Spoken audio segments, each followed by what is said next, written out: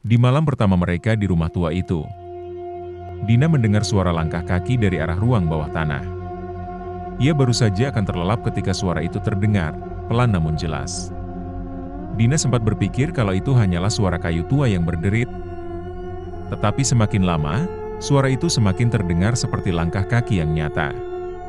Suara langkah itu bergerak, seolah mengitari ruangan di bawah lantai tempat mereka tidur. Dina mencoba meyakinkan dirinya bahwa itu hanya imajinasinya saja. Ia menoleh ke arah Reza, yang tidur dengan nyenyak di sampingnya.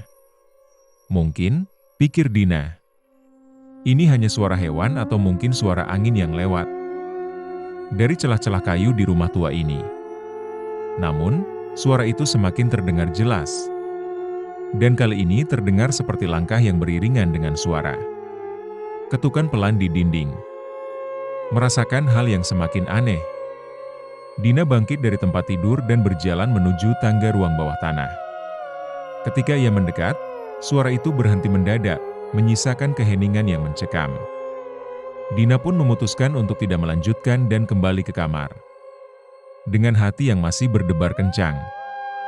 Malam pertama itu menjadi awal dari banyak keganjilan yang menghantui mereka di rumah itu. Hari-hari berikutnya, Dina dan Reza semakin merasakan hal-hal aneh di rumah itu. Setiap malam, lampu di ruang bawah tanah seringkali berkedip sendiri tanpa sebab yang jelas. Pada awalnya, mereka mengira itu hanya gangguan listrik biasa. Tetapi anehnya, hanya ruang bawah tanah yang selalu mengalami gangguan tersebut. Selain lampu yang berkedip, suhu di ruang bawah tanah juga terasa jauh lebih dingin dibandingkan dengan ruangan lainnya. Suara ketukan pelan mulai terdengar semakin sering. Ketukan itu biasanya muncul di tengah malam, dan seringkali berpindah-pindah tempat. Ketika Reza memberanikan diri turun untuk memeriksa ruang bawah tanah, ia tak menemukan apapun yang aneh. Hanya ruang kosong yang penuh debu dan barang-barang tua. Tapi, di saat Reza pergi, suara ketukan itu tetap ada. Seakan menunggu mereka di tempat yang tak terlihat. Hal yang membuat mereka lebih was-was adalah perasaan. Seolah-olah ada yang mengawasi setiap gerak-gerik mereka dari sudut-sudut ruang. Dina bahkan merasa setiap kali ia sendirian di rumah, ada bayangan yang berkelebat di ujung matanya, secepat kilat. Namun cukup jelas untuk membuat bulu kuduknya berdiri. Akhirnya, Dina dan Reza mulai berpikir bahwa mungkin benar rumah ini menyimpan sesuatu yang misterius. Pada suatu hari ketika membersihkan ruang bawah tanah, Dina tanpa sengaja menemukan sebuah kotak kayu tua di sudut yang tertutup debu tebal. Kotak itu tampak berusia sangat tua, dengan ukiran simbol-simbol aneh di permukaannya. Seolah-olah ada makna tersembunyi di baliknya. Dina membawa kotak tersebut ke atas dan memperlihatkannya kepada Reza, yang juga penasaran dengan isinya. Kotak itu memiliki kunci yang sudah berkarat dan sulit untuk dibuka. Namun, keduanya penasaran tentang apa yang mungkin tersembunyi di dalam kotak itu. Terutama mengingat kotak itu terlihat berbeda dari barang-barang lain yang ada di ruang bawah tanah.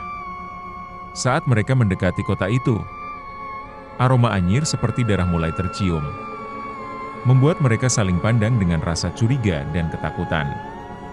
Dina dan Reza pun memutuskan untuk membiarkan kotak itu tertutup dan mencoba mencari tahu lebih lanjut tentang rumah ini. Namun, sejak kotak itu dibawa ke ruang tamu, suara-suara aneh mulai muncul lebih sering dari biasanya. Malam-malam berikutnya menjadi lebih mencekam. Seolah-olah ada sesuatu di dalam kotak itu yang ingin keluar. Di malam yang sama ketika kotak itu ditemukan, Dina mengalami mimpi yang sangat aneh. Ia bermimpi tentang seorang wanita tua yang terkunci di ruang bawah tanah. Meratap minta tolong dengan suara lirih namun penuh rasa sakit. Dalam mimpinya, wanita itu tampak tersiksa dan putus asa. Dan ia terus menatap Dina dengan tatapan penuh harap, seolah meminta bantuan agar dilepaskan dari penderitaannya. Dina terbangun dengan keringat dingin membasahi tubuhnya. Mimpi itu terasa begitu nyata, hingga ia merasa bahwa wanita itu bukanlah sekadar sosok dari alam mimpi. melainkan ingatan dari suatu kejadian yang pernah terjadi di rumah ini. Dina menceritakan mimpinya kepada Reza, yang awalnya hanya menganggap itu adalah mimpi buruk biasa, namun merasa sedikit terganggu oleh intensitas cerita Dina. Semakin hari, mimpi tentang wanita tua itu terus menghantui Dina.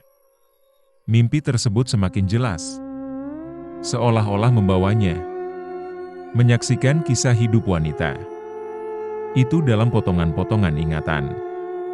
Dina pun semakin yakin bahwa mimpi tersebut adalah pesan dari masa lalu. Dan mungkin ada hal yang belum selesai di rumah ini.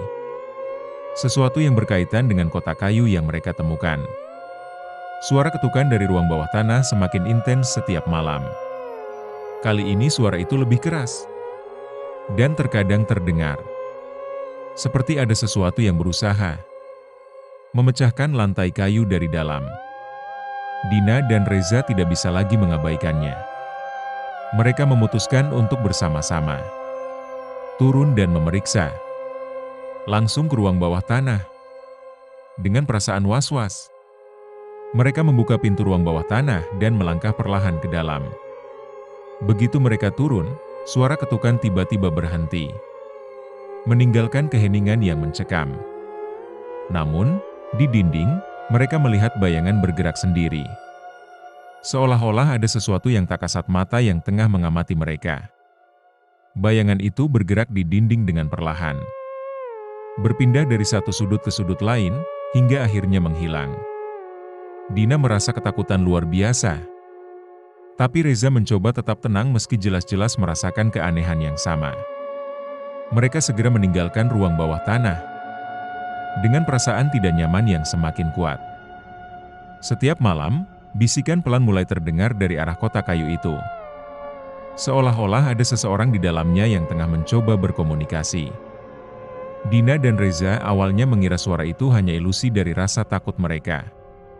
Namun bisikan itu semakin nyata dan intens. Setiap kali mereka mendekati kotak, bisikan itu terdengar lebih jelas, seolah mengundang mereka untuk membukanya.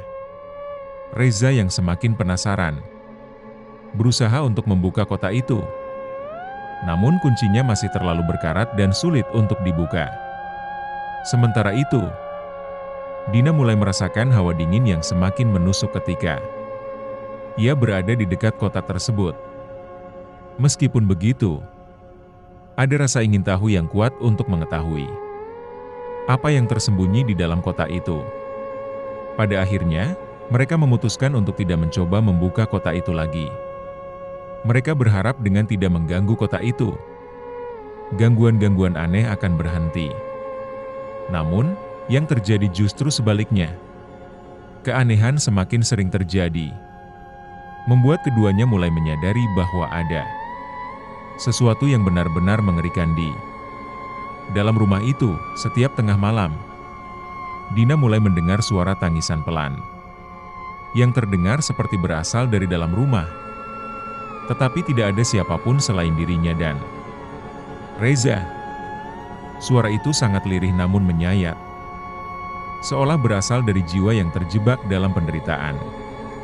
Tangisan itu terkadang terdengar dari arah ruang tamu, namun tak jarang suaranya bergema dari ruang bawah tanah. Semakin jelas dan menegaskan kehadiran sesuatu yang tak kasat mata di rumah itu. Pada suatu malam, tangisan itu terdengar lebih dekat, tepat di luar kamar mereka. Dina dan Reza saling pandang, wajah mereka pucat karena ketakutan. Mereka mendekati pintu kamar dengan hati-hati, mencoba mencari sumber suara itu. Namun begitu pintu dibuka, tangisan itu langsung berhenti. Tidak ada apapun di luar kamar, hanya koridor gelap yang terasa mencekam. Merasa takut dan bingung, Dina memutuskan untuk kembali tidur. Namun matanya sulit terpejam. Ia terus terbayang akan tangisan itu. Suara penuh kesedihan yang tampak tak wajar, seolah menyimpan cerita yang tak pernah terungkap. Suara tangisan itu membuatnya bertanya-tanya. Apakah benar ada sosok yang menderita di dalam rumah ini? Dan apakah kotak kayu tua itu menyimpan rahasia kelam dari masa lalu? Di suatu malam ketika Reza sedang keluar, Dina yang sendirian di rumah melihat penampakan aneh. Ketika ia berjalan di koridor menuju dapur, ia melihat sosok wanita bergaun putih. Dengan rambut terurai panjang berdiri membelakanginya. Dina terdiam, tubuhnya kaku dan ketakutan. Wanita itu berdiri di ujung koridor, diam, tanpa bergerak. Namun auranya terasa sangat dingin dan mengancam. Dengan napas tertahan, Dina perlahan mundur, berusaha menjauh dari sosok tersebut. Ia tak berani berpaling. Takut jika wanita itu tiba-tiba berbalik dan menatapnya dengan mata penuh amarah. Tapi ketika Dina berusaha menjauh, sosok itu menghilang begitu saja, meninggalkan aroma anyir yang menusuk hidungnya. Dina merasa lemas, kakinya bergetar. Dan ia segera menghubungi Reza untuk kembali secepat mungkin. Ketika Reza tiba di rumah, Dina menceritakan apa yang dilihatnya. Reza tampak cemas, namun mencoba untuk tetap tenang. Meskipun ia skeptis, Reza tak bisa mengabaikan kegelisahan Dina dan memutuskan untuk menjaga keamanan rumah dengan lebih waspada. Keduanya kini merasa bahwa ada kekuatan yang benar-benar mengancam di rumah itu. Sesuatu yang mungkin berkaitan dengan kotak kayu tua yang mereka temukan. Merasa ketakutan, Reza mengundang seorang paranormal untuk membantu membersihkan rumah dari energi negatif. Paranormal itu datang dengan membawa berbagai peralatan ritual, termasuk dupa dan jimat pelindung. Ia berjalan mengelilingi rumah sambil mengucapkan doa-doa dalam bahasa Jawa kuno, berharap bisa mengusir roh yang menghantui mereka. Ketika ia tiba di ruang bawah tanah, paranormal tersebut berhenti sejenak, seolah merasakan sesuatu yang sangat kuat.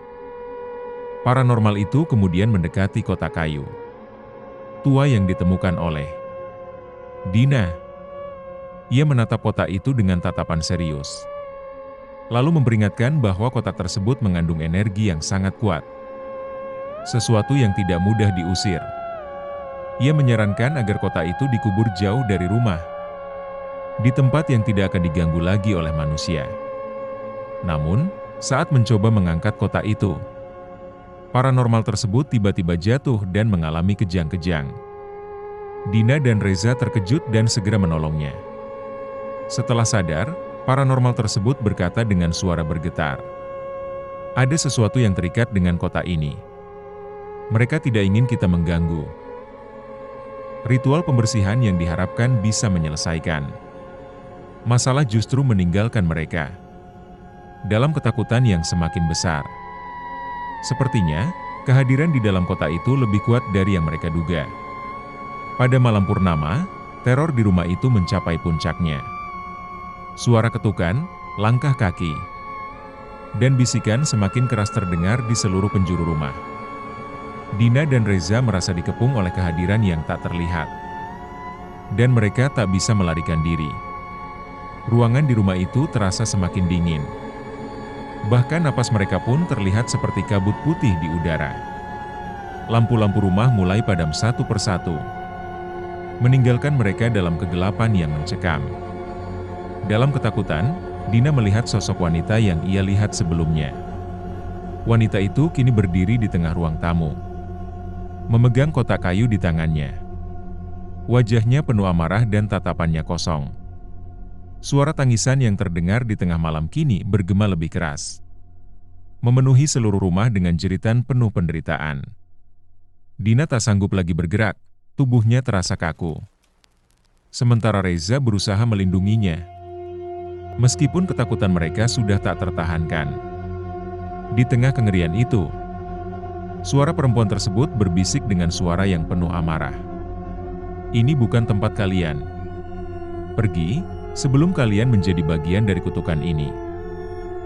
Seketika, rumah itu kembali sunyi, dan sosok wanita tersebut menghilang, meninggalkan mereka dalam kegelapan yang hening namun penuh ancaman.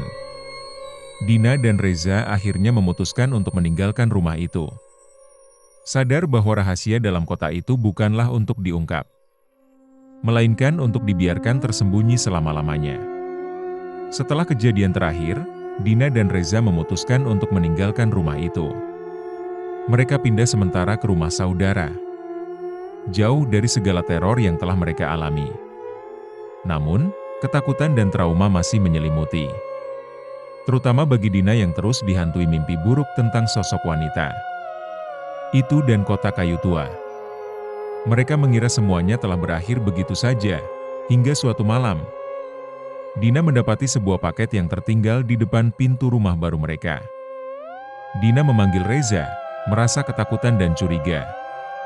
Dengan tangan gemetar, mereka membuka paket itu. Dan betapa terkejutnya mereka melihat kota kayu tua yang sama berada di dalamnya.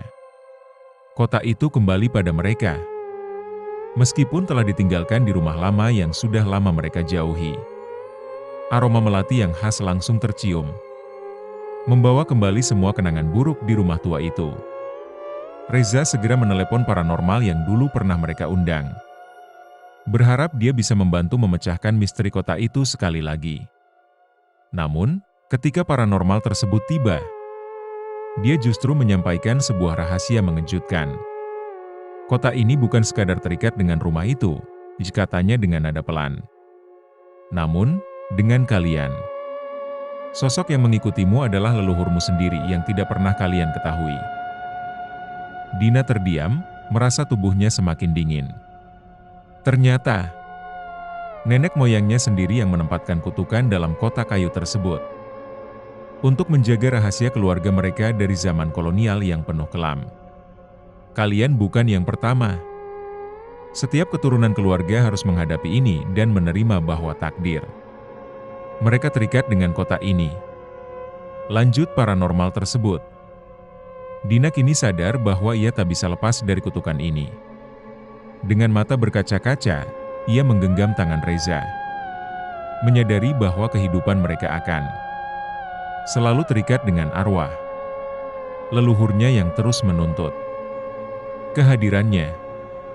Sejak malam itu, mereka hidup dalam ketakutan yang abadi, selalu ditemani aroma melati dan bisikan samar yang mengingatkan mereka bahwa sekali terikat, tak akan ada jalan keluar bagi mereka dari warisan kutukan ini.